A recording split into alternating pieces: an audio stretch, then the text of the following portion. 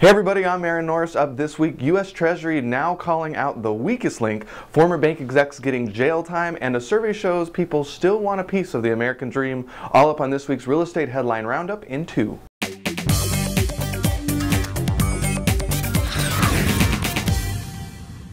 First up with the numbers. Unemployment numbers still not good according to the Labor Department this week. Over 6 million have now been unemployed for over 6 months. The Commerce Department says building starts are up, but the National Association of Home Builders says increased prices for materials and continued macroeconomic issues are lowering builder sentiment.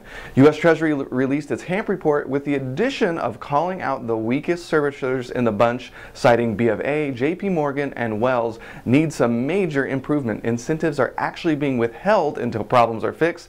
This on top of Fitch feeling the same way, and it downgraded a number of servicers this week because of slow response to foreclosure issues and the tough regulatory market.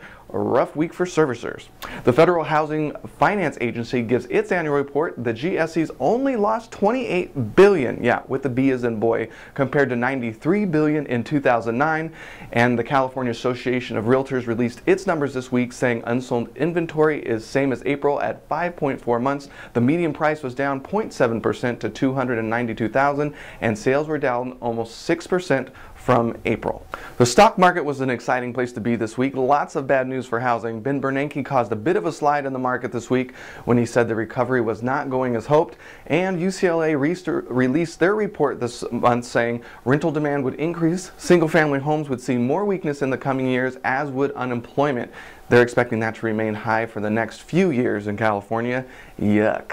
The National Association of Home Builders surveyed 2,000 and found bipartisan support for housing incentives by the government. 73%, which included renters and owners, thought government should provide incentives for home ownership. 71% opposed getting rid of tax incentives, and a large majority said they wouldn't vote for a candidate in 2012 that opposed these deductions. 75% believe owning a home is the best long-term investment strategy, and 73% who don't currently own said it was their goal to eventually buy a home.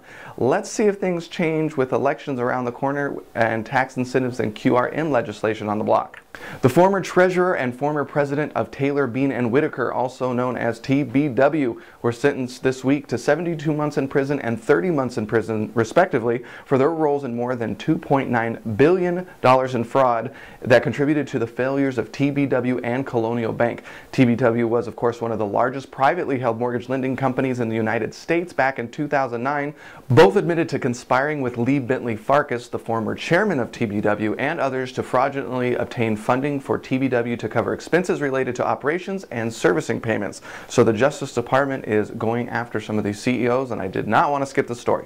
In another horrible story for servicers and their friends, Michigan's attorneys general filed criminal investigation subpoenas against third-party servicers that provided support for national mortgage servicers, including DocX, LPS, and Fidelity National. This is on top of the national investigation that the Michigan's attorney general is already part of.